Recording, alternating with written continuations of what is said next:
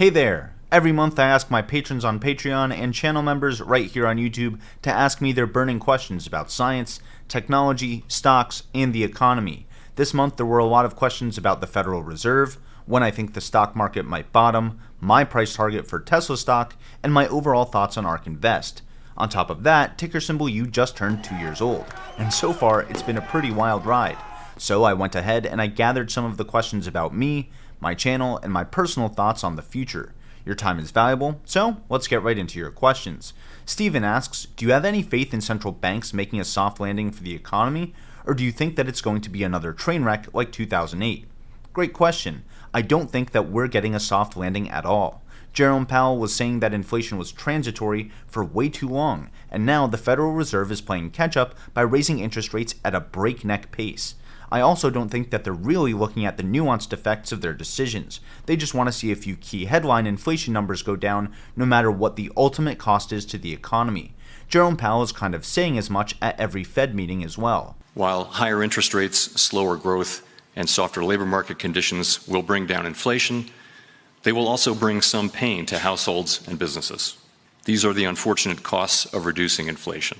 I'm not too sure that the economy is going to tank as hard as in 2008, but I do think that we should all be bracing for a serious recession. Specifically, what I've been doing is taking a hard look at my own budget, my monthly expenses, and how much I'm saving in my rainy day fund. I've also been making a big shopping list for the last couple months, but waiting to make any of those big purchases until there are steep holiday discounts, like Black Friday and Cyber Monday. Those sales should be starting in the next 2 or 3 weeks. So between tightening up my own budget and waiting for these big holiday discounts, I probably ended up saving around $10,000 this year. I can't speak for everyone else, but that's a lot of money to me, and of course I plan on reinvesting that money when the market gets a little less choppy. So if you have as little faith in the central banks as I do, make sure that you're being proactive with your own finances now so that you're in a good position over the next 3 to 6 months. Which leads me right into the next question. Steven also asks, what's the biggest mistake that investors could be making right now? The biggest mistake that I see investors making right now is thinking that the market can't go even lower just because it's down so much already. The Federal Reserve is not done raising interest rates, and I don't think that they have a good handle on how much more they'll have to raise them to actually crush inflation. A single month's improvement falls far short of what the committee will need to see before we are confident that inflation is moving down. So, we are moving our policy stance purposefully to a level that will be sufficiently restrictive to return inflation to 2%. At some point, as the stance of monetary policy tightens further, it likely will become appropriate to slow the pace of increases. That means we could see the Fed keep raising the target federal funds rate, or we could see them keep rates high for much longer than we currently expect. Or both. Probably both. Inflation and interest rates factor into how much investors should be willing to pay for future earnings, which means the average price to earnings ratio for the market could keep going down. But the other mistake that I see investors making right now is not thinking enough about actual company earnings. Many companies are facing incredibly tough year-over-year comparisons right now. As a result, almost every mega-cap company, like Microsoft and Amazon, just slashed their guidance and showed record slowdowns in revenue growth. And don't even get me started on Meta Platforms, which is burning billions of dollars of cash on Reality Labs, while their core business gets attacked by things like TikTok and Apple's ongoing privacy changes. That's not a company I think that we should be buying right now just because it's cheap. So the biggest mistakes investors are making right now are not thinking enough about surprisingly high inflation and interest rates, as well as surprisingly low company earnings. Great question. Anna asks, since I have a small portfolio, I decided to go all in on Tesla, but things are getting more dicey every day. Could Tesla go down and not return? It's hard to believe that Elon would let that happen, yet I'm getting some pushback for this decision. Oh boy. So, just to be clear, I'm not a financial advisor, and this isn't financial advice. But right now it seems like a bad time to go all in on any one stock, Tesla or otherwise. Going all in right now is much riskier than saving a little more, spending a little less, and managing your risk in the face of a recession. This is why, as much as we may not want to, we need to focus as much on the macroeconomics as we do on individual companies. For example, Tesla is down over 40% since the Federal Reserve announced interest rates rising and the start of quantitative tightening. These big macroeconomic factors have nothing to do with Elon letting or not letting Tesla's stock price fall. Every stock can definitely go lower from here and not go back up until inflation, interest rates, and the oncoming recession are all actually sorted out. Which leads me right into the next question. Michelle says, I hate to be so unsophisticated, but how low can Tesla go? So one of the things that I strongly believe is that setting near-term price targets is a really bad idea. If somebody went through all the predictions made by all the investing channels out there, I bet our combined batting average would be laughably bad. I'm not trying to call out anyone as a bad creator or a bad investor. There are a lot of really smart people out there sharing spreadsheets and valuation models that they worked really hard on. But what I am saying is that it's very difficult to make predictions about a company's inner workings when you're sitting on the outside. Your favorite company could turn around tomorrow and make an acquisition or dilute shareholders to raise capital, and that would throw your entire financial model out the window. Investors really lose twice when they share their price targets, once for putting in all the work, and then again when everybody gets mad at you for your prediction being so far off. But since you asked me, my current price prediction for Tesla stock is around $180 a share, or about 20% lower than it is today. Let's see how mad everyone gets at that prediction and how far off I end up being. And speaking of predictions that are pretty far off, here's the next question. Austin asks, do you think that ARKK will ever reach a new all-time high, or have you finally lost faith in Cathie Wood and her team?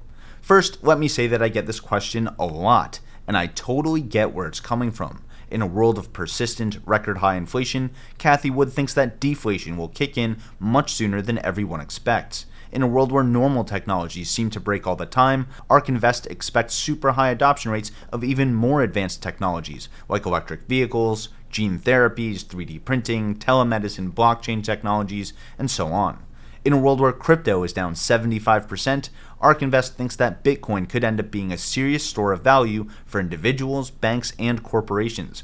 It's easy to point out that all of their predictions haven't come true today, that ARKK is down by 75%, and therefore ARK Invest must be terrible at their job. But I just don't think that's true. In my opinion, ARK Invest is skating to where the puck is going to be over the next decade. The technologies that they research and the companies that they invest in are not supposed to be winners today. They're supposed to be winners years from now. I think that the insane rally that ARK Invest's funds had during the pandemic ended up being a net negative for them because it really diluted their core message about innovation solving problems in a way that's worth investing in. These are not funds that you need to go all in on. Remember what I just said about price targets? What do your analysts think Teladoc is worth per share? Teladoc is thinking big. You ask us, what is our price target out there? Well, a tenfold increase. This is like Amazon. We see Teladoc in the same league as an Amazon. Yikes. In my opinion, Cathie Wood shouldn't be giving out price targets at all. Instead, ARK Invest should be focusing on researching advanced technologies, finding innovations worth investing in, and explaining their impacts to investors. That's the kind of research that is the real thing I believe sets ARK Invest apart, and what I still have a lot of long-term faith in. When it comes to making smart short-term bets on individual stocks, what is our price target out there? Well, a tenfold increase. Yeah, not so much. But in ARK Invest's defense, they've never been about short-term bets. As a result, neither has this channel. Great question. Fred says, I personally get motivated to invest when I get paid. Would you look into tech stocks that pay dividends? So I don't really worry about stock market mechanics like share buybacks or dividends. The goal of my research is to be able to trust the company's leadership and that they're focused on creating value for shareholders. If that means research and development for new products and services, great. If that means building new factories and supply chains, great. If that means share buybacks or dividends, great. Think about a company like Apple. I've done a ton of research into their product engineering and their future roadmap. I trust their decisions on which features make it into this iPhone versus have to wait till the next one. I trust that they'll pick the best time to kneecap Meta Platforms by announcing their own VR headset. And I trust that when they buy back shares or decide to pay a dividend, they've thought it through and they've decided that that's the best way to be spending their money. Compare that to a company like Intel, which has basically moved sideways over the last 20 years except for the pandemic. Sure, they pay a sweet 5% dividend right now, but their product roadmap is insanely aggressive, and they have a track record of overpromising and underdelivering. Normally it takes 2 years for a node. We're going to do 5 and 4 years. Are these Intel folks crazy? So even though Intel's dividend yield is around 10 times higher than Apple's, which company do you trust more to execute? Which stock would you rather hold for the next 20 years or whenever it is that you retire? And that brings me right to the next question. Fred also asks, what's your retirement plan? Are you going to retire on capital gains or on dividends? Do you have rental properties? Do you just plan to work until you're 90? Honestly, being able to pay my bills by investing has been a dream come true for me, and sharing that journey on YouTube over the last 2 years has been a great cherry on top. And if I could do some version of this until I turn 90, I'd honestly be pretty happy. That said, let me answer your question in a little more detail, because I think retirement planning is something worth digging into. First, my retirement plan has changed a few times since I finished grad school. The world is constantly changing, so your retirement plan might need to change too. When I worked at MIT, they had a pretty generous contribution matching program, and they gave me a pension. I'm not gonna lie, that was pretty sweet. One day, I had to update which retirement plan part of my paycheck was going into each month. There were hundreds of options to choose from, and each one had pages and charts of data that tell you everything about each option, except what was actually in it. I think a lot of people get introduced to investing this way. Even though I was able to choose a few retirement funds, I was learning absolutely nothing about investing. So that's when I started taking investing much more seriously. My retirement plan started to switch from relying on my contribution matching and my pension to actively trying to grow my accounts. Warren Buffett says to invest in your circle of competence, so I picked companies where I thought I had an unfair advantage with my understanding of their core products and services. Between my academic background and my nerdy gaming hobbies, I ended up investing in companies like Nvidia and AMD and Tesla. I know, you're shocked. Well, those ended up being pretty great investments over the last 8 or 9 years. I didn't sell any of them anywhere near the top, but I ended up close to 10xing my money in Nvidia and AMD and still around 5xing my money in Tesla, as well as a few other big trades that I've shared on this channel. At the same time, I was working on a big radar out in the middle of the Pacific Ocean, so I was renting out my apartment back in Boston. I was actually at Kwajalein, which is where Elon Musk was testing rockets for SpaceX. You know, it's like when we were developing the Falcon 1 rocket and on the Kwajalein Atoll, and we had this beautiful little island that we were developing the rocket on, and not once during that entire time did I even have a drink on the beach. I'm like, well, I should have had a drink on the beach. I didn't actually get to hang out with Elon, but working overseas did teach me a lot about taxes, which is another really important piece of retirement planning. I'm not the right guy to talk to about taxes or tax exemptions, but you should really talk to a financial advisor about how taxes fit into your overall financial plan, because the right strategy could end up saving you hundreds of thousands of dollars in the long run. I'm not kidding. Likewise, the rental income and the profits that I made from selling my condo helped me understand how important real estate is to any sustainable long-term financial plan. I'm not saying that everybody needs to own a home or have a bunch of rental properties, but what I am saying is that every serious investor needs to consider adding real estate to their portfolio. If not a house, maybe you want to look into a real estate investment trust. There are 2 more pieces to my retirement plan, which are private equity and this channel, which is my small business. Private equity isn't something that I talk about very often because there's no real added value to you. But once these companies go public, I'm happy to disclose my positions in them and talk about them on this channel, the same way I cover other tech stocks today. What I will say is that private equity makes up about 35% of my total assets. Real estate makes up about 45%, and stocks round out the other 20%. I didn't really plan it that way. Real estate prices have exploded over the last 2 years, and I can't exactly sell slices of my home or pieces of my private equity to rebalance my assets. So instead, I've been focused on budgeting, building cash for when the market comes back, and the last part of my retirement plan, which brings me to the next question. Alan says, happy 2nd birthday to Tick Your Symbol U. Where do you want the channel to be 2 years from now?